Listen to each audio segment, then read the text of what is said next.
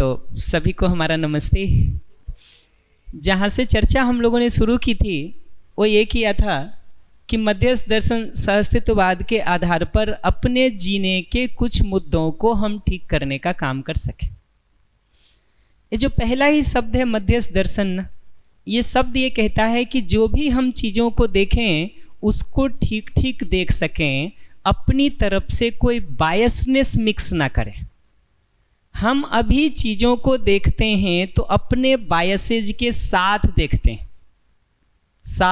हैं, और वो बायसेज इतना होता है कि अगर मैं बिहार से हूँ, बिहार के बारे में जो भी आपकी दृष्टि होती है, आप हमको देखते समय उसको मेरे ऊपर डाल देते हैं, आपको पता भी नहीं चलता है।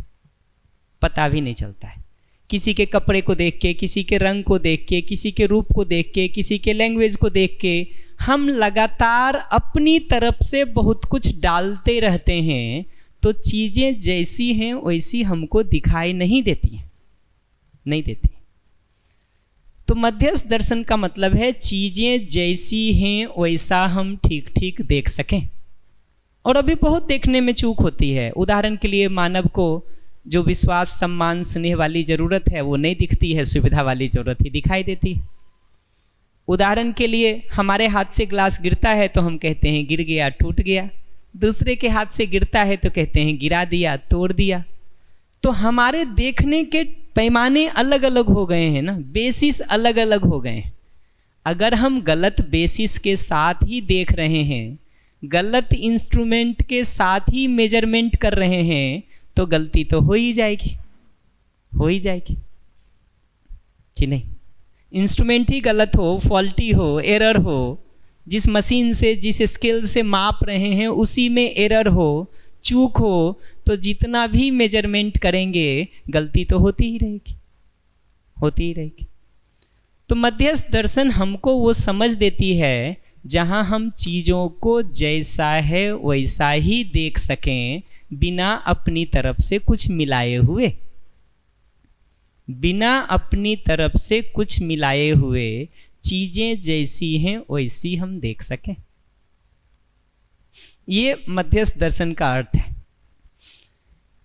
ये जो दूसरा शब्द है सहअस्तित्ववाद, इसका अर्थ है कि धीरे धीरे हमको दिख सके कि चीज़ें एक दूसरे से जुड़ी हुई ही हैं।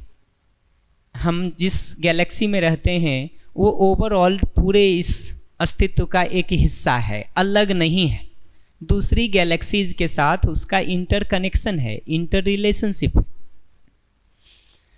एक गैलेक्सी के अंदर भी देखेंगे तो एक सोलर सिस्टम कोई अलग थलग चीज़ नहीं है, बल्कि उस गैलेक्सी के दूसरे सोलर सिस्टम के साथ जुड़ा हुआ है। तो हमारा सोलर सिस्टम उस गैलेक्सी का एक इंटीग्रल इंडिविजिबल पार्ट है, कि उस पूरे गैलेक्सी का एक हिस्सा है हमारा सोलर सिस्टम।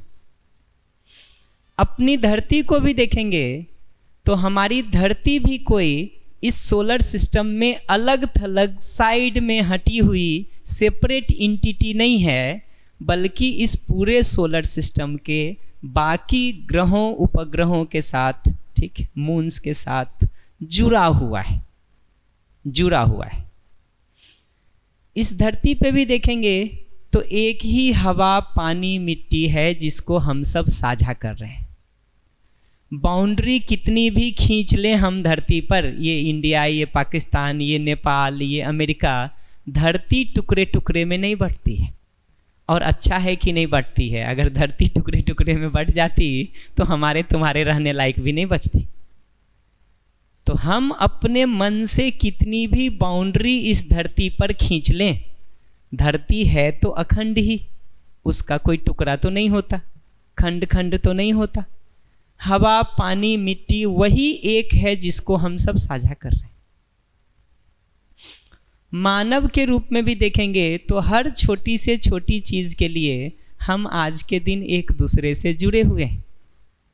अपने ज़रूरत की जो छोटी से छोटी चीज़ को भी देखोगे जो हम प्रयोग करते हैं ना, बड़ी मुश्किल से कोई एक चीज़ मिलेगी जिसको हम खुद से कर सकते हैं। नहीं तो हजारों, लाखों, करोड़ों लोगों का कंट्रीब्यूशन है एक एक छोटी चीज़ में। हम आज इतनी आसानी से खाना बना लेते हैं, खा लेते हैं। सैकड़ों साल लगे होंगे लोगों को ये पहचानने में कि क्या चीज़ खाने लायक है और क्या चीज़ खाने लायक नहीं है, और किस सब्जी के साथ या किस दाल के साथ कौन सा नमक या कौन सा मसाले का कॉम्बिनेशन ठीक बैठेगा, ये ढूंढने में भी आदमी को सैकड़ों साल लग गया होगा। जिन जिन लोगों ने वो सब किया होगा, उसका कंट्रीब्यूशन है आज हमारे लिए इतनी आसानी से दाल और सब्जी बना लेने में। खेती हम इतना आसानी से आज के दिन कर लेते हैं, उसका बीज पहचानने में भी लोगों को सालों लग गए होंगे, जंगल से एक एक बीज को पहचान करके खेती लायक सिस्टम बनाने में। तो सहअस्तित्ववाद इस बात पर ध्यान दिलाता है कि हम एक दूसरे से जुड़े हुए ही हैं, कनेक्टेड ही हैं, इंटर रिलेटेड ही हैं। तो ये कनेक्शन और इंटर रिलेशनशिप जब हमारा दिखता है ना, तो सारा विचार, वाद का अर्थ है विचार, सारा विचार इसी अर्थ में चलता है कि अपने साथ साथ तुम्हारा भी ध्यान कैसे रख सकते हैं,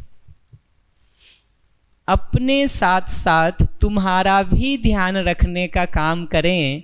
विचार ऐसा चले तो सहअस्तित्ववाद है, नहीं तो संघर्ष है, विरोध है। और ज़्यादातर समय हमारा जीना आज के दिन ऐसा हो गया है कि हम दूसरों को टेबल के उस साइड ही देखते हैं। तो पार्टीज की तरह रहने का हमारा डिज़ाइन हो गया है, हम एक पार्टी आप दूसरा पार्टी। और ऐसा जब भी होगा तो कांस्टेंट आर्ग्यूमेंट होना ही है, बहस होना ही है, झगड़े होने ही हैं, एक दूसरे के ऊपर आक्रमण होना ही है। सहअस्तित्ववाद ये बात दिखाता है कि हम सबका होना साथ साथ एक दूसरे से जुड़ा हुआ ही है। तो ये बात अगर मेरे ध्यान में रहती है तो अब हमारा सारा विचार हम साथ साथ कैसे ग्रो कर सकें इसी अर्थ में चलता है, ना कि तुमसे अलग थलग हम अपने अस्तित्व को देखते हैं। ये ठीक वैसा ही है जैसे पूरा शरीर हमको अपना लगता है ना, तो आँख का, कान का, नाक का, दांत का, सबका ध्यान हम रखते हैं। ऐसा नहीं होता कि आँख का रखते कान का छोड़ देते, कान का रखते दांत का छोड़ देते, क्योंकि ये सभी अपने हैं। तो ये कनेक्शन दिखता है, जुड़ाव दिखता है, तो सामूहिक रूप से साथ साथ जीने में ही हम ठीक रह सकते हैं, ये बात समझ में आती है। क्योंकि पेट खराब होगा ना तो आँख पे भी उसका असर पड़ेगा। शरीर एक ही है ना, आँख अगर खराब होगी ना तो ऐसा नहीं है कि तुम खाना बड़े आराम से बना लोगे और खा लोगे कि पेट की जरूरत पूरी हो जाएगी। ये सब जुड़े हैं एक दूसरे से। तो ये इंटरकनेक्टेडनेस, इंटर रिलेटेडनेस जितना हमको समझ में आता है ना, उतना अब हमारा विचार हम परिवार के रूप में साथ साथ कैसे ग्रो कर सकते हैं इसका होता है। समाज के रूप में हम साथ साथ कैसे ग्रो कर सकते हैं इसका विचार होता है। धरती के रूप में हम साथ साथ कैसे ग्रो कर सकते हैं इसका विचार होता है। कम से कम परिवार और काम करने की जगह, ये दो जगह पर भी तो हम वो चीज़ देख सकें। परिवार में भी देख लें, काम करने की जगह पर भी देख लें, ये दो जगह भी देख लेंगे तो चलेगा। और ज़्यादा फैल के देख सको पूरे समाज में, पूरे राष्ट्र में, पूरे राज्य में, पूरी धरती पर, बहुत अच्छी बात है। लेकिन कम से कम परिवार के साथ उस ग्रो को देख सकें, समाज के साथ उस ग्रो को देख सकें, इसकी ज़रूरत है। और ये कनेक्टेडनेस दिखने लगता है ना तो स्नेह, क्षमा, उदारता सब अपने आप आने लगेगी। बहुत बार ऐसा होता है खाना खाते समय ना, अपनी ही दांत से अपना ही जीभ दब जाता है, कट जाता है। मन में ये ख्याल आता है कि दांत ने काट दिया जीभ को, तभी जो है हथौड़ा ला के दांत तोड़ देते। ये सोच भी नहीं आता। क्यों नहीं आता? क्योंकि दांत भी अपना है, जीभ भी अपना है। तो जीभ का दर्द तो पहले ही हो रहा है, पता चले दांत तोड़ने का दर्द और बढ़ जाए। रात को हम सोते हैं, कई बार ऐसा होता है कि अपने ही सिर से अपना हाथ दबता है ना, तो सुबह हाथ सीधा करने में तकलीफ होती। एक बार भी मन में ये ख्याल नहीं आता कि आज गर्दन काट देते हैं, हाथ दबा दिया उसने। ये ख्याल इसलिए नहीं आता कि हाथ भी अपना है, गर्दन भी अपनी है। तो ये सहअस्तित्व दिखने लगे, इंटरकनेक्टेडनेस दिखने लगे, परस्परता में जुड़ाव दिखने लगे, तो चीज़ों को सोचने का डिजाइन बदल जाता है, बदल जाता है।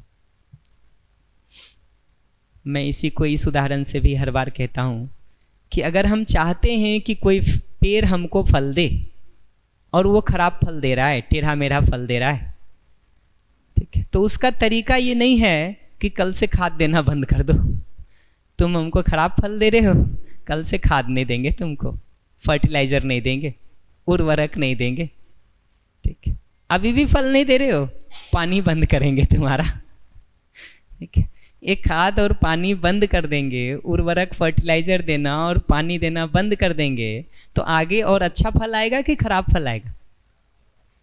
कैसा आएगा? खराब फल आएगा। ठीक, हम कहते हैं अभी भी खराब फल दे रहे हो, अब तुमको पनिशमेंट देना पड़ेगा, कुल्हाड़ी लाके रोज सुबह शाम मारेंगे तुमको 2-2 बार। हमको ये पकड़ना जरूरी है कि इस डिजाइन से हम जितना भी कोशिश करेंगे फल और खराब मिलता जाएगा, जैसा मिल रहा था वो भी नहीं मिलेगा। अभी हमारा लोगों के साथ जीने का डिजाइन भी ऐसा ही हो गया है। हम देखते हैं तुम हमारे लिए कुछ ठीक नहीं करते हो, हम कहते हैं अच्छा ठीक नहीं कर रहे हो तुम, अभी बताते हैं तुमको, 4 नाराजगी की बात और सुना देते हैं, जिससे जो आप घायल थे वो और घायल हो जाते हैं। ठीक, लौट के आप हमारे लिए अच्छा कर भी पाएंगे क्या? आप पहले से ही जो घायल हैं और हमारे लिए कुछ नहीं कर रहे, हम नाराज होकर के 4 बात और सुना देते हैं, इरिटेट होकर के अपने एहसानों की एक लंबी लिस्ट और गिना देते हैं। हमको लगता है ये एहसान का लिस्ट गिनाने से अगला आएगा करने के लिए। जितना ज़्यादा हम वो एहसानों की लिस्ट गिनाते हैं, अगला कहता है तुमसे मुक्ति मिले तो ज़्यादा अच्छा, ठीक है, ना करो तो ठीक, सुनाने मत आना हमको। और नाराज होगा तो अपनी लिस्ट लेके बैठ जाएगा, खाली तुम ही करते हो क्या? तुमने 20 काम किए होंगे, लेकिन जो 4 काम मैंने कर दिए ना वो तुम्हारे 20 से ज़्यादा हैं। ठीक है, ऐसे तर्क और कुतर्क में हम उलझ के रह जाते हैं।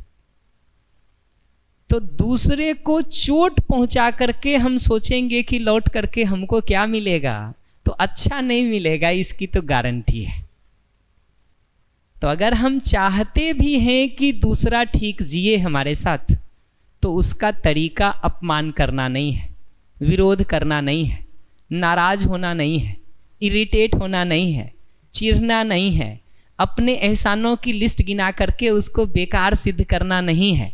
ये सब जितना ज़्यादा करेंगे आपको रिटर्न में कचरा ही उतना ज़्यादा मिलेगा। जो थोड़ा बहुत भी अच्छा मिल रहा था कल से वो भी नहीं मिलेगा, कल से वो भी नहीं मिलेगा। तो सहअस्तित्ववाद हमको एक डिज़ाइन देता है इस जुड़ाव को देख पाने का और कैसे उसमें ठीक जी सकते हैं उसको सोचने का। तो ये हेडिंग का मतलब है, हेडिंग का मतलब है।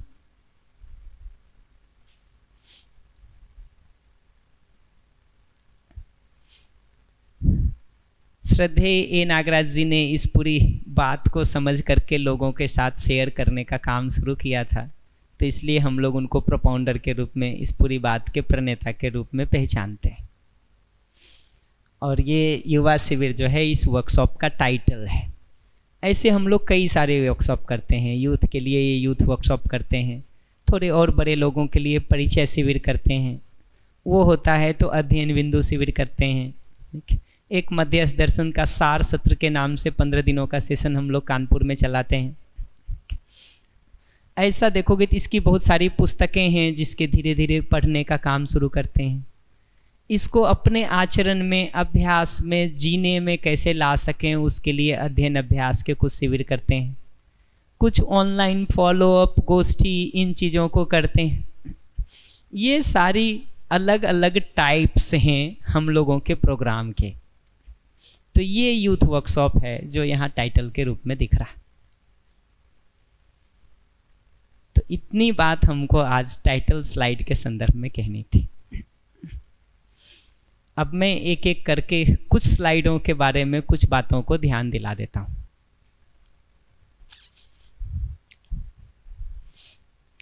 जिंदगी में कहीं भी जीने जा रहे हैं ना, तो दूसरे से मिलने वाले कंट्रीब्यूशन को पहचानना जरूरी है। दूसरे क्या क्या ठीक नहीं कर रहे हैं हमारे लिए या क्या क्या ठीक नहीं किए हैं, वो तो हम आसानी से पहचान लेते हैं। हम सब अभ्यस्त हैं उसमें, एक्सपर्ट हैं उसमें, कोई मेहनत नहीं करना पड़ता है उसके लिए। प्रयास पूर्वक ये भी ज़रूरी है कि दूसरे जो जो हमारे लिए ठीक कर रहे हैं हम उसको भी तो पहचान सकें। हम एक दिन क्लास में आए, कुर्सी डिसऑर्गेनाइज्ड मिले, हम उसको पहचान लेते हैं, लेकिन ये रोज़ ऑर्गेनाइज्ड मिल रहा है, इस पर हमारा ध्यान नहीं जाता है। खाना एक दिन ठीक नहीं मिले, वो पहचान में आ जाता है। रोज़ ठीक मिले, वो पहचान में नहीं आता है। ठीक है, घर से कहीं जाने के लिए एक दिन किराए का पैसा नहीं हो, अपने पसंद की आइसक्रीम खाने का पैसा नहीं हो, वो पहचान में आ जाता है। लेकिन रोज़ किराए के पैसे मिल रहे हैं, रोज़ आइसक्रीम खाने के इंतज़ाम 20 बार हो चुके हैं, वो पहचान में नहीं आता है। तो दूसरे से मिलने वाला सहयोग अगर हमको नहीं दिखेगा तो ग्रेटिट्यूड पॉसिबल नहीं है, कृतज्ञता संभव नहीं है, संभव नहीं। अगर उस सहयोग को हम देख पाएंगे, दूसरे से मिलने वाले उस सहयोग को हम देख पाएंगे, तो ग्रेटिट्यूड होना, कृतज्ञता होना बहुत स्वाभाविक सी बात है। इससे ये भी पता चलता है कि अगर आप दूसरे में भी चाहते हैं कि कुछ कृतज्ञता हो ना, तो उससे बहस करना उसका उपाय नहीं है, जिद करना उसका उपाय नहीं है। वो कैसे दूसरों के कंट्रीब्यूशन को देख सके, रिकॉग्नाइज कर सके, पहचान सके, उसमें सपोर्ट करना उसका उपाय है। कि अगर मैं चाहता हूँ कि दर्पी में ग्रेटिट्यूड डेवलप हो, तो तुम नालायक हो, तुमको कृतज्ञ होना चाहिए, ये कहने से कोई कृतज्ञता नहीं आती।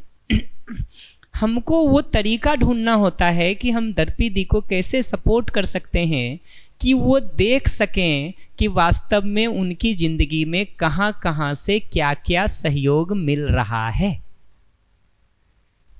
ये सहयोग दिखना शुरू होगा दूसरे का, तो ग्रेटिट्यूड आएगा, कृतज्ञता आएगी। सहयोग नहीं दिखेगा तो कहाँ से आएगा? तो सहयोग देखने में मदद करना, ये कृतज्ञता विकसित होने का, करने का डिजाइन है। डिजाइन है कि जितनी सहजता से हम आपका ध्यान परिवार में दूसरे लोगों से मिलने वाले सहयोग पर दिला पाते हैं, जितनी सहजता से हम आपका ध्यान समाज में दूसरे लोगों से मिलने वाले सहयोग पर दिला पाते हैं, उतना उतना नेचुरली आपके अंदर फीलिंग ऑफ ग्रेटिट्यूड आएगा, कृतज्ञता का भाव आएगा, आएगा। ठीक है,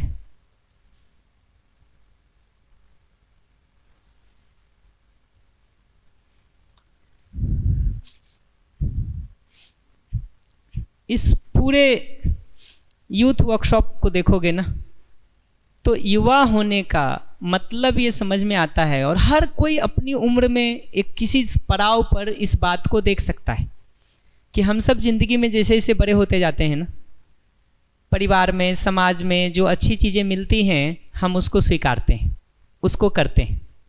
जो कुछ भी हमको परिवार से, समाज से अच्छा मिलता है, ठीक मिलता है, हम उसको स्वीकारते हैं, उसको करते हैं। और जो कुछ भी ठीक नहीं मिलता है ना कहीं हम सबको लगता है कि ये ठीक होना चाहिए, ये बदलना चाहिए। ठीक है, ये तरीका ठीक नहीं है, ये चीज़ें ठीक होनी चाहिए, सिस्टम ठीक होनी चाहिए, व्यवस्थाएं ठीक होनी चाहिए, अन्याय खत्म होना चाहिए। हम सबको उम्र के किसी न किसी पड़ाव में ये बात लगती है, लगती है। जैसे जैसे जिंदगी बड़ी होती जाती है ना, वैसे वैसे हम बहुत सारे समझौते करना सीख लेते हैं।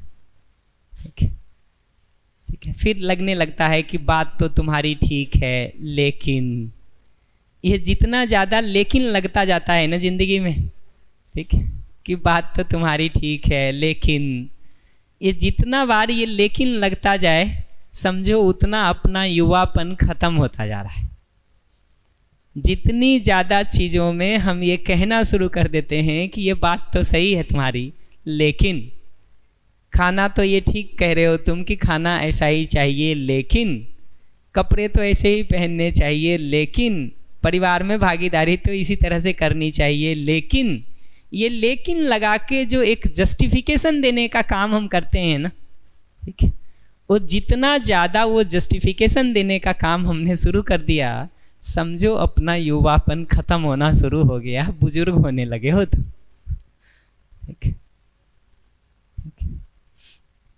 एक युवा होने की फंडामेंटल पहचान ये दिखती है, और सबके पास एक एज में वो होता है, उसको बना के रख लिए हम, बचा के रख लिए हम, तो हम युवा रह पाते हैं। जितना जल्दी उसको हम खो देते हैं उतना जल्दी हम बुजुर्गों की श्रेणी में आ जाते हैं। ये दिखता है। ऐसे ही मैं कहता हूं युवा होने का एक पहचान ये भी है कि हम अपनी जिम्मेदारी पर स्वतंत्र होकर के निर्णय लेना चाहते हैं। दूसरे कोई हमको चलाते रहे, डंडा मारते रहे, हाँकते रहे, ये हमको स्वीकार नहीं होता है। अपनी जिम्मेदारी पर चीज़ों को समझ करके हम ठीक करना चाहते हैं। एक उम्र में आके हम सबको लगता है कि अपनी जिम्मेदारी पर ठीक निर्णय लेकर के जीना ठीक है, ये दूसरे धक्का मार के चलाते रहें ये ठीक नहीं। मैं हर बार ये कहता हूँ कि बुजुर्ग होने के साथ साथ ना अपने सुधार का और हम अपनी जिम्मेदारी पर ठीक जी सकें, ये बात खत्म होती जाती है।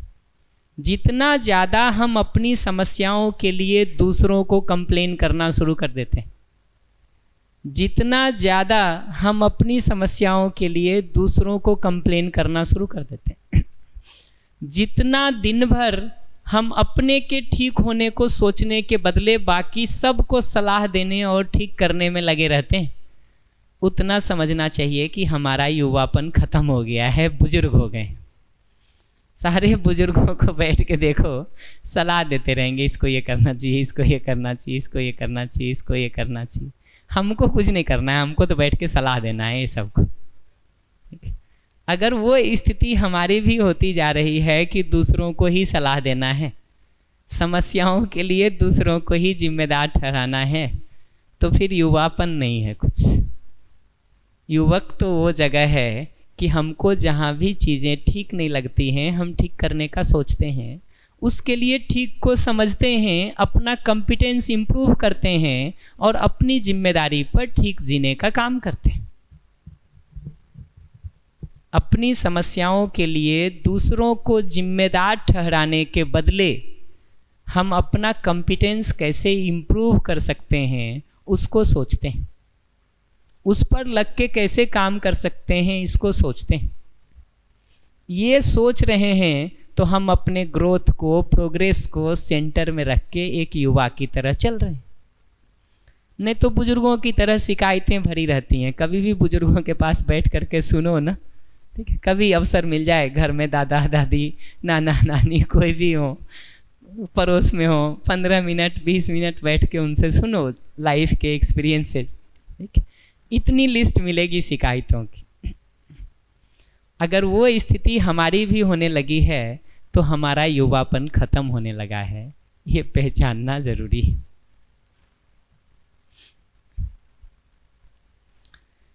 इतने के साथ देखोगे कि किन किन मुद्दों पर हमने ध्यान दिलाया था।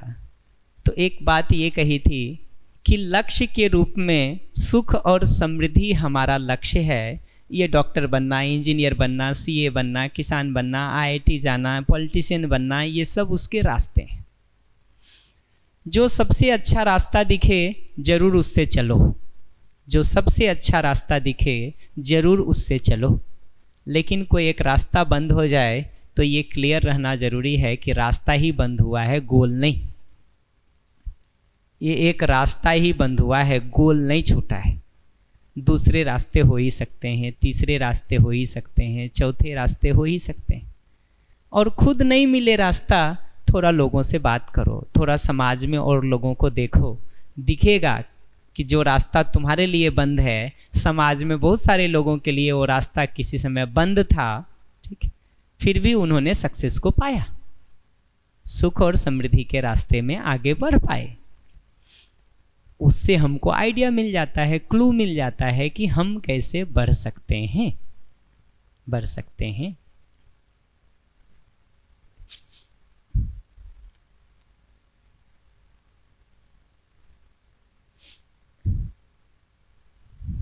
मानव को जब हम समझने गए, इतने के साथ हमने एक एक करके मानव, परिवार, समाज और प्रकृति को समझने गए थे, क्योंकि हमको दिखा कि सुखी होने के लिए इन चारों जगहों पर हार्मनी में जीना जरूरी है। मानव के रूप में स्वयं की हार्मनी टूटेगी तब भी परेशान होंगे, परिवार में संबंधों में हार्मनी टूटेगी तब भी परेशान होंगे, समाज में हार्मनी टूटेगी, व्यवस्था टूटेगा, सामंजस्य टूटेगा, तालमेल टूटेगा तो भी परेशान होंगे, नेचर के साथ टूटेगा तो भी परेशान होंगे। तो एक एक करके हम मानव, परिवार, समाज और प्रकृति को समझने गए थे। तो मानव को समझते समय मुख्य बात ये देखे थे कि मानव की दो तरह की ज़रूरतें हैं, दोनों को पूरा करने का ढंग अलग अलग है। मानव की ये दो तरह की ज़रूरतें हैं, एक शरीर से जुड़ी हुई, एक मैं से, स्वयं से, जीवन से जुड़ी हुई, और दोनों को पूरा करने का ढंग अलग अलग है।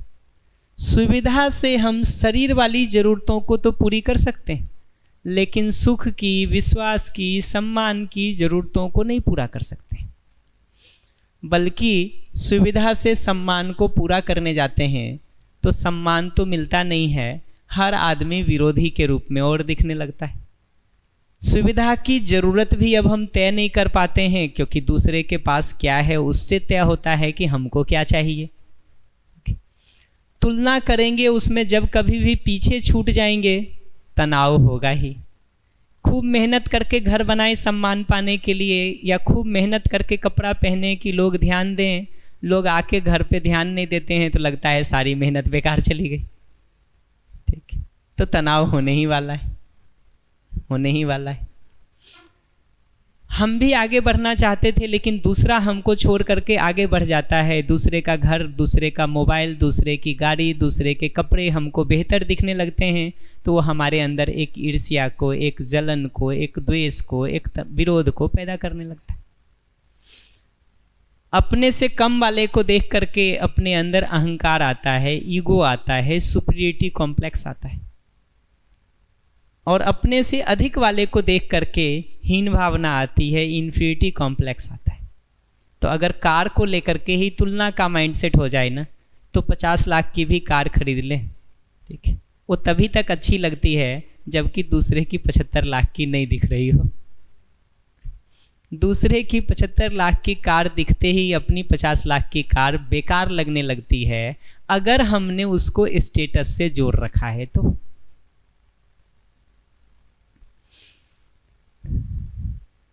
इसी के साथ सुविधा की एक दूसरी प्रॉब्लम ये होती है, एक प्रॉब्लम होती है सुविधा से सम्मान पाने जाते हैं तो तकलीफ है। सुविधा को शरीर के स्वास्थ्य में देखेंगे ना तो कोई तकलीफ नहीं है, सम्मान से जोड़ देंगे तो तकलीफ है। इसी तरह से ये सुविधा और संवेदना जो पांचों सेंसेस से हमको मिलता है, इसको शरीर स्वास्थ्य के लिए देखेंगे तो ठीक है, इसको भोग करके, इसका स्वाद लेकर के सुखी होने का अगर कोशिश करेंगे तो हम संवेदनाओं के मालिक नहीं होकर के उसके गुलाम हो जाते हैं। फिर संवेदनाएं हमारे वश में नहीं रहती हैं, ये पांचों सेंसेज हमारे वश में नहीं रहते हैं, बल्कि हम इन पांचों सेंसेज के पीछे पीछे घिसटने लगते हैं। और समाज में होने वाले बहुत सारे अपराधों का ये कारण दिखता है। जिस जिस सेंसेज में आदमी यहाँ फंस जाएगा, समाज में वो अपराध दिखेगा। तो चोरी हो रही है तो इसीलिए कि आदमी यहाँ किसी सेंसेज में सुख पाने का कोशिश कर रहा है, ठीक है। डकैती हो रही है तो इसीलिए, ठीक है। समाज में अगर रेप हो रहा है, बलात्कार हो रहे हैं तो इसीलिए कि आदमी इनमें से किसी न किसी सेंसेज में फंस करके उसी को अपने सुखी होने का उपाय मान लेता है। शुरुआती समय में तो जहाँ भी सिगरेट, शराब, अल्कोहल, इस बहुत सारी चीज़ों को देखोगे ना, तो आदमी यहाँ सेंसेज में स्टिमुलेट होकर के सुख पाने का प्रयास कर रहा है। इससे सुख पाने का प्रयास जब हम करते हैं ना, तो शुरू में तो थोड़ा अच्छा लगता है, ठीक है, अच्छा लगता है। धीरे धीरे स्थिति ऐसी बनती चली जाती है कि हम उसमें डूबते चले जाते हैं, डूबते चले जाते हैं।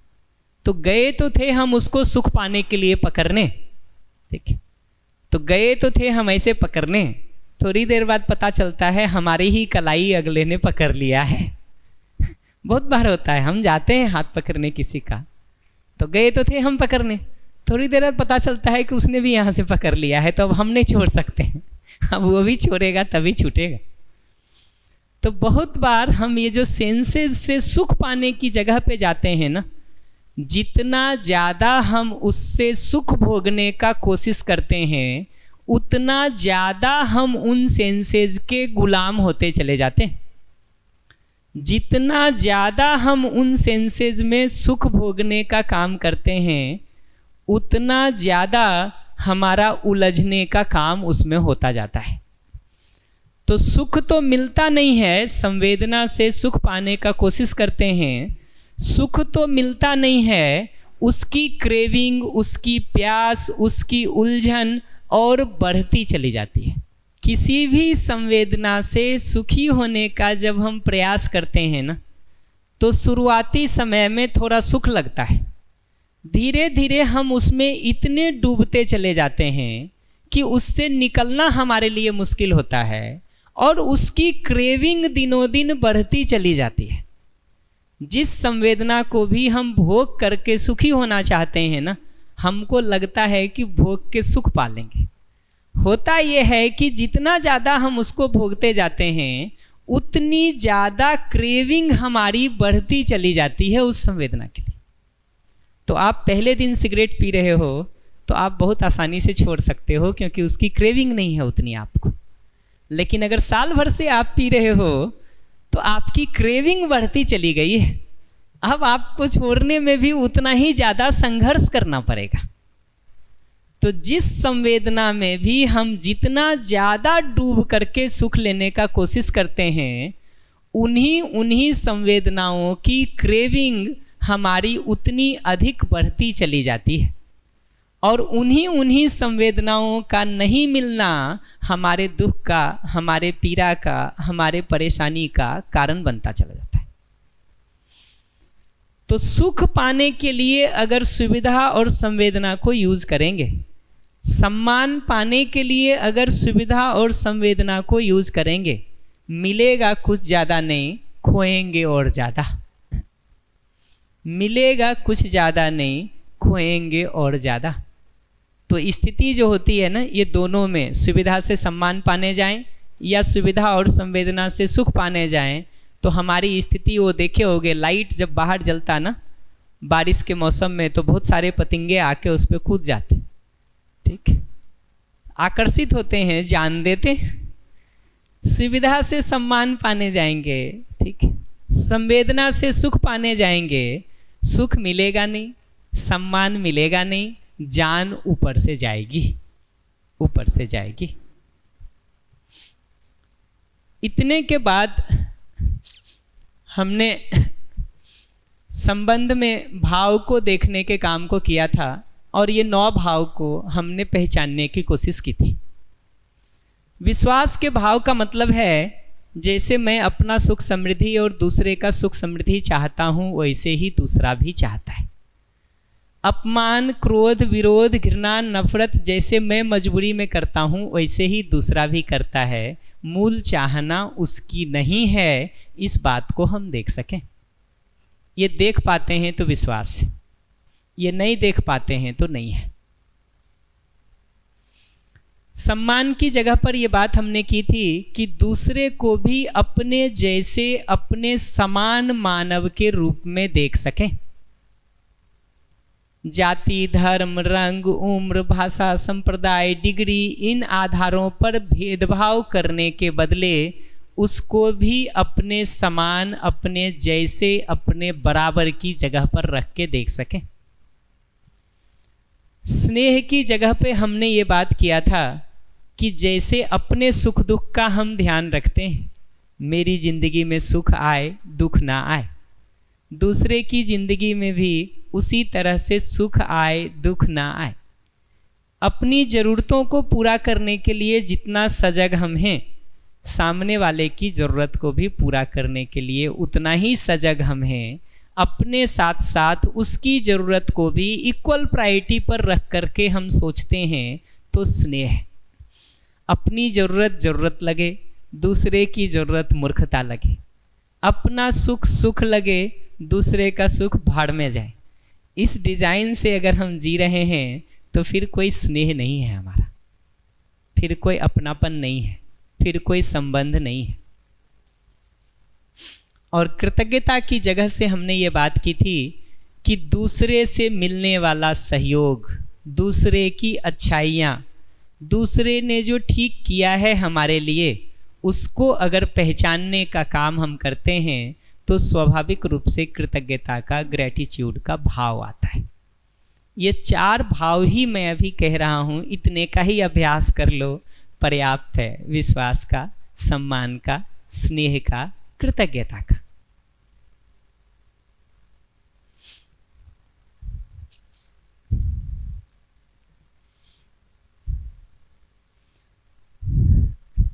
कम्युनिकेशन पर कई सारी बातें हमने की हैं ड्यूरिंग द सेशन। हमारा एक ही रिक्वेस्ट होगा कि सुनने और बोलने का थोड़ा ठीक से अभ्यास करने की ज़रूरत है। सुनते समय जितना हम इम्पर्सनल होके सुनते हैं, उतना ज़्यादा हम सहज रह पाते हैं। हमको ये पकड़ना ज़रूरी है कि तुम जब भी कुछ बोलते हो ना, उससे मुझे तुम्हारे बारे में पता चलता है, मेरे बारे में नहीं पता चलता है। हम जाके चाय की टंकी खोलें, उससे क्या निकलेगा, ये टंकी के अंदर क्या भरा है उससे तय होता है, जो कप लगाते हैं उससे नहीं तय होता है। तो तुम मेरे ऊपर क्या डालोगे, ये इस बात से नहीं तय होता है कि मैं कैसा हूँ, ये इस बात से तय होता है कि तुम्हारे अंदर क्या भरा है। तो तुम्हारे मुंह खोलने से मुझे मेरे बारे में कुछ नहीं पता चलता, मुझे सारा तुम्हारे बारे में पता चलता है। अपने बारे में कैसे पता चलेगा? तुम मुंह खोल रहे हो तो उससे तो इतना ही पता चलेगा कि तुम्हारे अंदर क्या भरा है, तुम्हारे भाव में, तुम्हारे विचार में, तुम्हारे समझ में, तुम्हारे मान्यता में क्या है, यही तो हमको पता चलेगा। अपना क्या पता चलेगा? कुछ भी नहीं। तो जब भी हम दूसरे को सुनते हैं ना, बिना अपने ऊपर लिए सुनने की जरूरत है। अपने ऊपर लेके सुनेंगे ना तो आक्रमण की तरह लगेगा, ऐसा लगेगा कि तुम तलवार चला रहे हो हमारे ऊपर। और जैसे ही आक्रमण की तरह लगेगा, हम या तो ढाल निकाल के डिफेंड करेंगे या हम भी एक तलवार निकाल के लड़ेंगे। तो या तो हम डिफेंसिव हो जाते हैं या हम रिएक्टिव हो जाते हैं।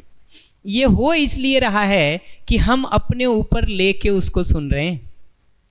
मैं कहता हूँ ये डिजाइन ऐसा है कि अगला ऐसे कचरा डाल रहा है, क्योंकि उसकी टोकरी में अंदर कचरा भरा हुआ है तो ऐसे डालेगा।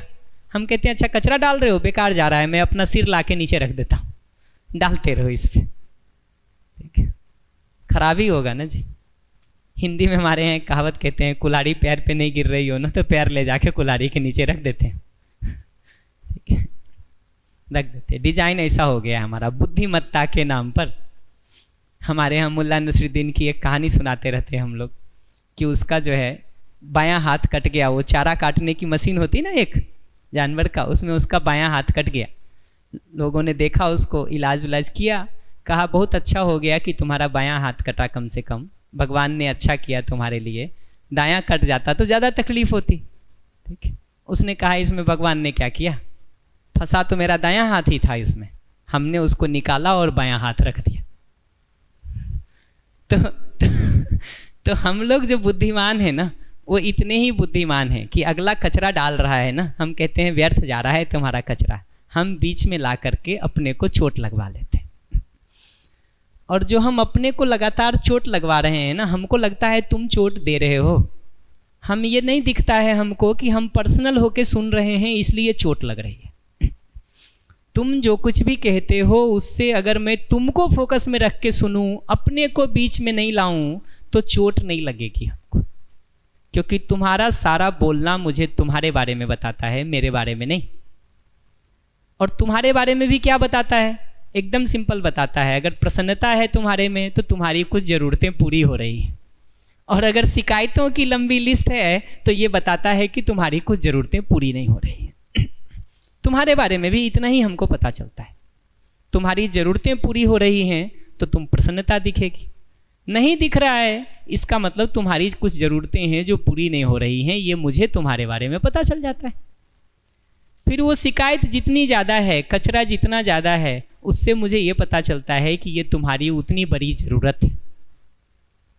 छोटी ज़रूरतों में हम कम रिएक्टिव होते हैं, बड़ी ज़रूरतें नहीं पूरी होती हैं तो ज़्यादा रिएक्टिव होते हैं। तो जितना ज़्यादा रिएक्शन है वो उतने जोर का रिक्वेस्ट है बेसिकली कि श्याम बाकी समय तुम ठीक नहीं करते हो, कोई बात नहीं, कम से कम इस दिन इन जगहों पर तो ध्यान रख लिया करो हमारा। बाकी सब तो मैं झेल सकता हूँ, झेल सकती हूँ, लेकिन इस दिन यहाँ तो कम से कम ध्यान रख लो हमारा। सारा हमारा चीखना चिल्लाना इतना ही तो कह रहा होता है कि यार बाकी सब समय तो तुमको इतना झेल ही लेते हैं हम, कम से कम ये 2-4 जगहों पर तो हमको छोड़ दो। तो वो सारी नाराजगी को उस प्लीज के रूप में, उस रिक्वेस्ट के रूप में सुनने की ज़रूरत है। और अगला व्यक्ति इस प्रोसेस में दुखी है, परेशान है, इसको पहचानने की ज़रूरत है। एक सिर्फ इस सुनने का भी ठीक से अभ्यास कर लोगे ना, स्नेह का भाव और ये सुनने का अभ्यास, उतने से भी तुमको अपनी जिंदगी बदली हुई दिखाई देगी। स्नेह का भाव कि अपने साथ साथ दूसरे की ज़रूरत को भी बराबर ध्यान देंगे, अपने सुख के साथ साथ दूसरे के सुख को भी ध्यान देंगे। और ये सुनने का अभ्यास इतना भर भी अगर ठीक से कर लो ना, जिंदगी बदली हुई दिखाई देगी तुमको भी, और तुम्हारे घर वालों को भी दिखेगा कि तुम बदल गए हो, इतने भर से भी। और बोलते समय अगर हम कुछ ठीक कर सकते हैं ना, तो अभी हमारा जनरल डिजाइन होता है बोलने का, समस्या मेरी कारण तुम। हर बार कहते हैं हमको परेशानी हो रही है तुम्हारे कारण, हमारा ये ठीक नहीं हो रहा तुम्हारे कारण, हमको गुस्सा आया तुम्हारे कारण, हम इरिटेट हुए तुम्हारे कारण। ये जो सारा जनरल डिजाइन हमारा हो गया है ना, समस्या मेरी कारण तुम, इस स्ट्रक्चर को तोड़ करके ये बनाने की ज़रूरत है कि अगर समस्या मेरी है तो कारण भी मेरी ही किसी ज़रूरत का पूरा नहीं होना है। जैसे तुम्हारे सारे गुस्से तुम्हारी ज़रूरतों के पूरा नहीं होने को बताते हैं, वैसे ही मेरा सारा गुस्सा भी तो मेरी ही किसी ज़रूरत का पूरा नहीं होना बता रहा होता है ना। तो अपनी उस ज़रूरत को बिना ब्लेम किए, बिना कंप्लेन किए, बिना क्रिटिसाइज किए, बिना जज किए, बिना दूसरे को नीचा दिखाए, बिना दूसरे को कटघरे में खड़ा किए, बिना दूसरे को बेकार सिद्ध किए, अपनी उस ज़रूरत को ही सीधा सीधा बता दिया जाए ना कि ये मेरी ज़रूरत है जिसके पूरा नहीं होने से मैं परेशान होता हूँ या परेशान होती हूँ।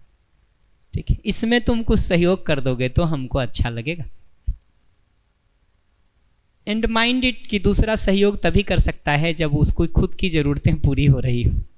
अगर उसकी भी नहीं पूरी हो रही है तो पहले हम पूरा करने का काम करेंगे, तभी लौट करके वो कर पाएगा। दोनों अगर खड़े हैं इस बात के लिए कि कोई पहला कदम चले तब हम चलेंगे, तो ये डेडलॉक तभी सॉल्व हो सकता है जब कोई पहला कदम चल दे। कोई चल देगा तो सॉल्व हो जाएगा। तो हम अपनी तरफ से अगर उस चलने के काम को कर लेते हैं, चीज़ें हल हो जाती हैं। तो शिकायत हो तो ना बोलें, ये नहीं कह रहा हूँ मैं। ब्लेम करके ना बोलें, कंप्लेन करके ना बोलें, क्रिटिसाइज करके ना बोलें, जज करके ना बोलें, दूसरे को बेकार नालायक सिद्ध करके ना बोलें। अपनी ज़रूरतों को प्लेस करने का काम कर लें कि ये मेरी ज़रूरत है जिसके पूरा नहीं होने से हमारी परेशानी। और रिक्वेस्ट फॉर्म में उसको प्लेस करने का मतलब है कि हम ना सुनने के लिए तैयार हैं, ना सुनने के लिए तैयार हैं। ना सुनने के लिए अगर हम तैयार नहीं हैं तो रिक्वेस्ट नहीं है, डिमांड है। और कभी भी रुक के सोचना, अगला स्वेच्छा और प्रसन्नता से हमारे लिए कुछ करे ये ठीक है, या हम गला दबा करके उससे कुछ ले लें ये ठीक है। कभी रुक के इसको सोचना कि तुम स्वेच्छा और प्रसन्नता से हमारे लिए करो ये ठीक है, या हम सारा जबरदस्ती करके गला दबा के तुमसे कुछ लें ये ठीक है। क्योंकि अगर ज़बरदस्ती करके हम तुमसे कुछ लेने का कोशिश करेंगे ना, तो लौट के तुम भी दूसरे जगहों पर हमारे साथ ज़बरदस्ती ही करोगे। तुम परेशान रहोगे तो लौट करके हमारे ऊपर भी परेशानी ही डालोगे। तो स्वेच्छा और प्रसन्नता से जो आप हमारे लिए करते हैं ना, वही हमको भी खुशी देती है। इतने के साथ हमने समाज और प्रकृति की व्यवस्था पर बातें की थी, पर आज मुझे उस पर कोई भी समअप नहीं करना। ये मान के मैं चलता हूँ कि आगे तुमको अवसर मिलेगा बहुत सारा समाज और प्रकृति की व्यवस्था पर ध्यान देने के लिए, कि ये चारों लक्ष्य, पांचों आयाम, परिवार से विश्व परिवार तक, या ये चारों अवस्थाओं का परस्पर पूरकता, तुम इन सब पर आराम से सोचोगे। इतने के साथ मेरी बात पूरी हो गई है। इसके बाद जो आगे की योजना के संदर्भ में बात करनी है, उसके लिए मैं वंदन को हैंडओवर कर देता हूँ। तुम लोगों के साथ चर्चा अच्छी रही। नमस्ते। हाँ जी, तो 8 दिनों में बहुत सारी बातों को हम लोगों ने ध्यान देने का काम किया। अब लास्ट में हम लोग एक इस बात पर थोड़ी चर्चा कर लेते हैं कि अब कैसे ध्यान देने का काम हम घर जा कर के बनाए रखें, है ना। क्योंकि जितने भी पुराने लोगों से आप बात करेंगे, आपको एक कॉमन चीज़ सुनने मिलेगी कि जब तक शिविर में होते हैं तब तो भाव ठीक रहता है, जब तक यहाँ है इस हॉल के अंदर, है ना, तब तक तो सारे अच्छे अच्छे विचार आते हैं। लेकिन बाहर जैसे ही जाते हैं, घर वापस जाते हैं, धीरे धीरे सब धुल जाता है।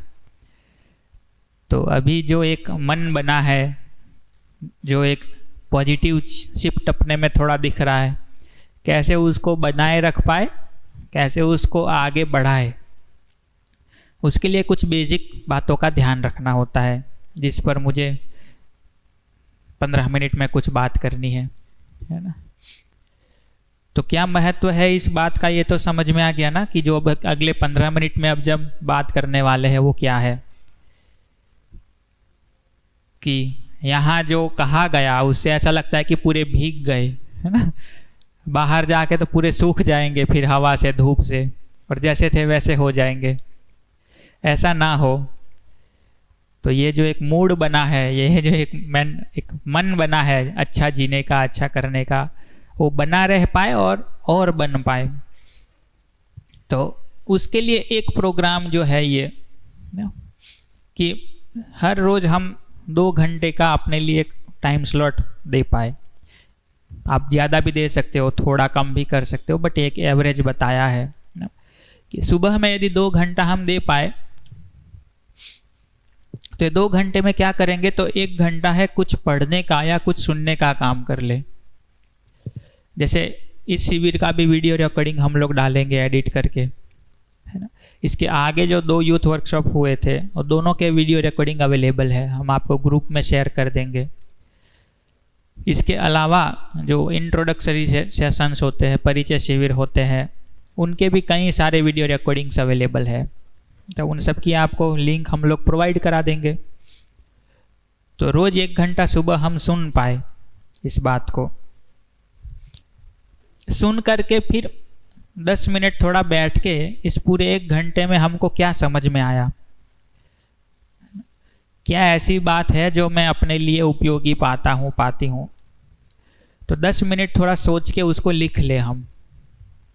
जैसे कोई एक सेशन सुन लिया हमने 1 घंटे, पौने घंटे तक का, 1 घंटा सुनने के बाद हम सोचे कि इस 1 घंटे में से मुझे क्या समझ में आया, कौन सी बात है जिसको मुझे अपने लिए ध्यान में रखना है, तो उसको लिख ले हम, ठीक। फिर थोड़ा ये सोचिए कि ये जो मैंने सुना, उदाहरण के रूप में आपने विश्वास का कोई सेशन सुना, है ना, 1 घंटा सुना किसी शिविर का कोई सेशन, सुनने के बाद आपको विश्वास के बारे में क्या क्या अच्छा लगा, क्या क्या समझ में आया, वो आपने रिकॉल करके, रिकलेक्ट करके पूरे 1 घंटे में से जो जो अच्छा लगा हो वो लिख लिया एक जगह पे। वो लिखने के बाद फिर तय ये करना है कि अब जो मेरा दिन मैं शुरू करने जा रहा हूँ या शुरू करने जा रही हूँ, इसमें इन बातों को जीने की प्रैक्टिस कैसे करनी है, कैसे जीऊंगा इस बात को। तो एक बात आपने यदि विश्वास के उसमें पढ़ी है कि विश्वास के सेशन में एक बात आपने ये निकाली अंदर से कि भाई हर आदमी जो है वो मेरा सुख समृद्धि चाहता है। तो अब किन किन लोगों के साथ कैसे कैसे मैं इसको देखूं जीने में। यदि आपने सम्मान का सेशन सुना, उसमें से निकाला कि सही सही आकलन पूर्वक जीना है, तो फिर ये सोचिए कि अब दिन भर में सही सही आकलन करके कैसे जीना है मुझे, कैसे इसको प्रैक्टिस करना है जीने में, है ना।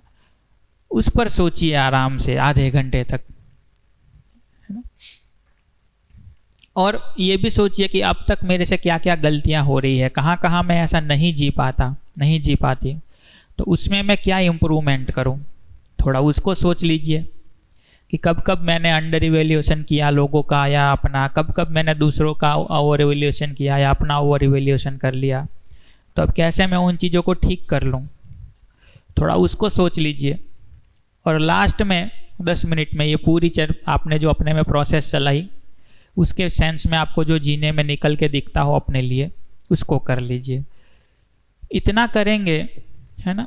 और दिन भर ध्यान रखेंगे, होश बनाए रखना जरूरी है ना, कि क्या कर रहे हैं हम, कितना जी पा रहे हैं, ये करेंगे। और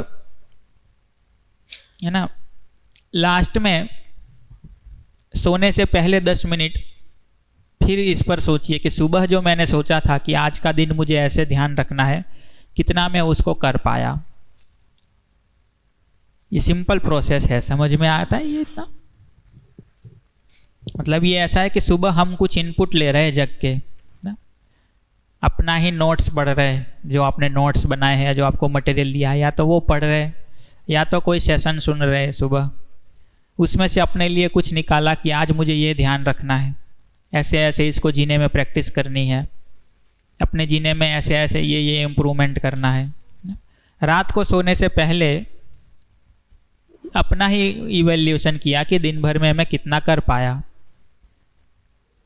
जहाँ लगा कि अच्छा कर पाए अच्छी बात है, जहाँ लगे कि यहाँ और ठीक होने की ज़रूरत थी, तो वहाँ थोड़ा फिर सोचे कि कल कैसे और बेहतर कर सकते थे, कल कैसे और बेहतर करेंगे। जैसे आज सुबह यदि मैं ये सोचता हूँ कि मुझे सम्मान के भाव पर ध्यान बना के रखना है, सुबह मैंने सम्मान के बारे कुछ सुना, कुछ पढ़ा, अब मैं ये निष्कर्ष निकालता हूँ अपने लिए कि सबका सही सही आकलन करना है, सबको कम से कम मानव के जैसा देखना है। इतना मैंने तय किया अपने लिए। अब दिन भर ध्यान रखना है कि जिसको भी देखूं मानव के जैसा देखूं, इसको प्रैक्टिस करूं सुबह से लेकर के रात तक अवेयरनेस के साथ, कि जिसको भी मिल रहा हूं उसको मानव के जैसा देखूं, ना उसका पद देखूं, ना उसका रूप देखूं, ना उसका धन देखूं, उसके आधार पर भेद ना करूं, है ना। इसको दिन भर प्रैक्टिस किया, कहाँ कहाँ चूक हो गई, कहाँ कहाँ मैंने दर्पी को कुछ अलग सेंस में देख लिया, कहाँ कहाँ मैंने देव भाई को कुछ अलग जगह से देख लिया, है ना। ये अवेयरनेस होगी तो ध्यान में रहेगा, है ना। फिर जब रात को सोने से पहले पूरे दिन का अपना रिव्यू करेंगे, तो ये याद आएगा कि अच्छा यहाँ मैंने कुछ राइट इवैल्यूएशन नहीं किया था, यहाँ मैंने गलत देख लिया था, तो क्यों गलत देख लिया, क्या गड़बड़ हो गई, है ना। क्या ऐसी बात थी जो मुझे गलती की और ट्रिगर कर गई, उस पर थोड़ा सोचेंगे, काम करेंगे। और अब कल कैसे इसको बेहतर कर सके उस पर सोचेंगे कि अब क्या ध्यान रखूं कि जिससे कल ये गलती ना हो। इस तरह से करेंगे तो दूसरे दिन फिर वो प्रोसेस शुरू होगा, दूसरे दिन फिर प्रक्रिया करेंगे, फिर रात को सोचेंगे कि भाई ठीक कर पाए कि नहीं कर पाए। ऐसे रोज ध्यान देंगे, रोज छोटे छोटे स्टेप्स लेंगे। एक ही दिन में पूरा शिविर जीने में ला देना है, वैसा नहीं होता ना। तो बनता ऐसे है कि कोई एक अभ्यास का वो बिंदु पकड़ना होता है कि इतना आज ध्यान में रखना है, छोटा सा। जैसे एक छोटा सा ध्यान में रख के चल सकते हैं कि जो भी सुनूं फिल्टर लगा के सुनूं। अभी जैसे भैया ने बताया कि पर्सनली ना लूं उसको, इम्पर्सनल होके सुनूं, कचरा बाहर रख के काम की चीज़ सुनूं। ये आज अभ्यास करने का सोचा, और आज किसी से बात हुई, उसने कुछ कहा और मैं हर्ट हो गया या हर्ट हो गई, तो पकड़ में आता है ना कि कुछ तो गड़बड़ हो गई। तो जब टाइम मिले दिन भर में भी कभी, या कम से कम रात को सोने से पहले, तो सोचा जाए कि क्या गड़बड़ हो गई, क्यों कचरा ले लिया था अंदर, उसको अपने पूरे दिन को इवैल्यूएट किया जाए। फिर उसको सोचा जाए कि अब ये जो गलती हुई, दुखी हुए, ऐसा तो नहीं होना था, तो क्या इम्प्रूव कर सकते हैं, कैसे और अच्छे से सुने और अच्छे से ध्यान बनाए रखे, और क्या ध्यान में रखने की ज़रूरत है। दूसरे दिन फिर उसकी प्रैक्टिस चलेगी। थोड़ा इम्प्रूवमेंट दूसरे दिन दिखेगा, बट फिर कुछ ऐसा होगा जो गलती कर बैठेंगे, तो फिर उसको देखेंगे कि क्या गलती हो गई। ऐसे अभ्यास करते रहेंगे तो ही ये चीज़ें धीरे धीरे अपने में जीने में आएगी। ये अभ्यास का तरीका है। और हम लोग ये बार बार कहते हैं कि जब समझाने का समझने का काम चलता है ना, तो जो यहाँ आके बोलता है उसका रोल बहुत ज़्यादा है, क्योंकि सारी बात को इजी करके बताना, सबको समझ में आए इस तरह से बताना, थोड़ा इंटरेस्टिंग करके बताना, एक्सप्लेन करना, ना समझ में आए क्वेश्चन पूछो आप तो आंसर करना, ये सारा हमारा काम है, मतलब जो भी यहाँ आके बोलता है। लेकिन जब एक बार बता दिया, एक बार आपको समझ में आ गया, फिर किसका काम है जीने में लाना? फिर तो हमारा रोल खत्म हो गया ना। अब तो ये हो सकता है कि थोड़ा सपोर्ट कर दे, कहीं दिक्कत आ रही है तो थोड़ी हेल्प कर दे। अब आपके जीने में आएगा कि नहीं आएगा, आप प्रैक्टिस करेंगे कि नहीं करेंगे, वो तो अब आपका काम है। जैसे हमारे यहाँ कहावत है ना वो, कि आप किसी भी पशु को, गाय को, भैंस को, घोड़े को, किसी को भी अवाड़ा हुदी ले जा सको, मतलब पानी का जो टंकी होती है उनकी वहाँ तक ले जा सकते हो, उसका मुंह उसके अंदर डाल सकते हो। पीना कि ना पीना वो तो उसका काम है ना, वो हम नहीं कर सकते।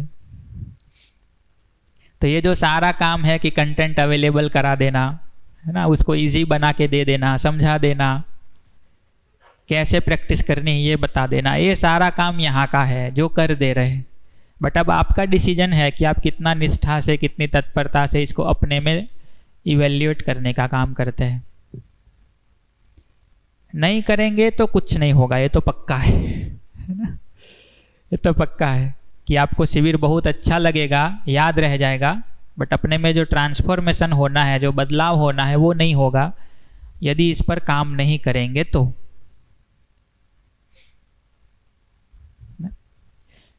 जैसे मैं एक कहानी बार बार सुनाते रहता हूँ, जो मतलब विपස්සना में सुनाते हैं ओरिजिनली, तो कि आप किसी डॉक्टर के पास जाके आए, आपकी बीमारी के बारे में समझ के आए है ना, और घर आके डॉक्टर की बहुत तारीफ कर दे, बट दवाई ना खाए तो बीमारी ठीक होगी? पड़ोसियों के सामने बहुत तारीफ कर दे कि यही डॉक्टर अच्छा है, इसी के यहाँ जाना चाहिए, लेकिन दवाई ना खाए जो उन्होंने कहा था, वो तो बीमारी ठीक होगी? नहीं होगी। तो ये शिविर करके घर जाए और इसकी बहुत तारीफ कर दे सबके साथ कि ये शिविर सबको करना चाहिए, अच्छी बात है, करें आप, बट इससे आपका प्रॉब्लम सॉल्व होगा? कोई नहीं होगा। तो इसको अभ्यास करना जरूरी है, और अभ्यास के लिए हमारी अपनी निष्ठा चाहिए। कैसे उसको कर सकते हैं, है ना?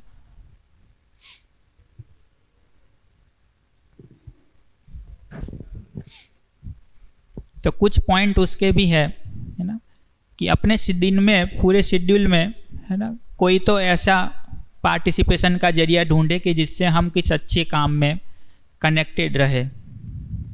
1-2 घंटा तो ऐसा लगाए कि जिसमें या तो हम फैमिली में कुछ कंट्रीब्यूट कर रहे हैं अच्छा, या समाज के लिए कुछ अच्छा कर रहे हैं, कुछ वॉलंटियरिंग का काम कर रहे हैं, जिसमें हमको कुछ पाने की, रिवॉर्ड की अपेक्षा बहुत नहीं है, सेवा के अर्थ में कर रहे हैं। मतलब जो भी लोग इसको कर रहे हैं उनको तो फायदा दिखता है, आप भी इसको करके देखिए कि रोज 1-8 घंटा तो कुछ हम कर रहे हैं डेडिकेटेडली, या तो परिवार में कुछ अच्छी भागीदारी कर रहे हैं या समाज के लिए कुछ कर रहे हैं, और उससे हमको चाहिए नहीं कुछ। दूसरा है कि कुछ ग्रुप के साथ आप बने रहे। हम लोग तो ये भी कर रहे हैं ना कि हमारा ही ग्रुप बना रहेगा 4 महीनों तक, तो मैं सभी से रिक्वेस्ट करूंगा कि वो 4 महीने में ज़रूर जुड़िए आप ऑनलाइन सेशंस में। उसमें हम यही करेंगे, कंटेंट सारा यही होगा, बहुत नई बात नहीं बताएंगे उसमें ना। यहाँ जो चर्चाएं करिए उसी को थोड़ा बताएंगे, उसको प्रैक्टिस करवाएंगे, प्रैक्टिस करने के तरीके बताएंगे। तो आप उसको हफ्ते भर प्रैक्टिस करिए, फिर वापस मिलेंगे। इस तरह से 4 महीने हम लोग कनेक्टेड रहेंगे और अपने क्लस्टर्स के साथ कनेक्टेड रहेंगे। कई बार ये भी होता है कि इस शिविर वाले लोगों के साथ कनेक्टेड रहे तो उस तरह की कुछ कुछ बातें होती रहती है ना, एक दूसरे का ध्यान दिला सकते हैं, याद करवा सकते हैं, तो वो भी एक फ़ायदा है। तो इसी अपने ग्रुप में बने रहे। तो मूल मुद्दा इतना है कि हम अपने में ऑब्जर्वेशन करते रहे, सेल्फ ऑब्जर्वेशन अपना बना रहे, इन चीज़ों से कनेक्टेड रहे, है ना, कुछ कुछ बातों को अपने में देखते रहे और निष्ठा से काम करते रहे। थोड़ा धैर्य तो चाहिए होगा कि घर जाते ही सब ठीक हो जाएगा, अपना जीना ऐसा नहीं होगा, है ना। अच्छा, और शिविर किसने किया? आपने किया कि आपके घर वालों ने किया? आपने किया। तो आप घर जाएंगे तो घर वाले तो वही मिलेंगे जो आप छोड़ के आए हैं, है ना। तो बदलाव तो आप में होना है कि घर वालों में होना है? हम में होना है ना। तो उनसे उम्मीद मत रखिएगा अब, मतलब कि वो सुधर जाए, या उनको सुधारने का प्रोग्राम लेके नहीं जाना है ना। वो शिविर में आएंगे तब उन पर कुछ काम होगा तो होगा। अभी तो प्रोग्राम ये है कि हमको ठीक ज़्यादा जीना है अब, है ना। हमको अपने पे काम ज़्यादा करना है, क्योंकि ये शिविर तो हमने किया है, काम तो हमने अपने पे शुरू किया है। और इतनी ही बात है, सुबह कुछ सुनो, कुछ तय करो अपने लिए, दिन भर ध्यान दो, रात को उसको इवेल्युएट करो, दूसरे दिन फिर ध्यान दो, दिन भर ध्यान मतलब बनाए रखो अपने पे, है ना, फिर उसको इवेल्युएट करो कि कितना ठीक जी पाए। बट मैं बार बार कहता हूँ कि ये करना जरूरी है, वरना ऐसे कई लोग ध्यान में हैं जिन्होंने कई सारे शिविर किए हैं ना, अच्छे तो लगते हैं, बट शिविर अच्छे लगते हैं, जिंदगी तो वही की वही चलती रहती है। क्योंकि यहाँ से जाकर के बाद में जो काम करना है अपने पे, वो नहीं करा जाता। जो लोग वो काम करते हैं उनकी एक अच्छी प्रोग्रेस दिखती है,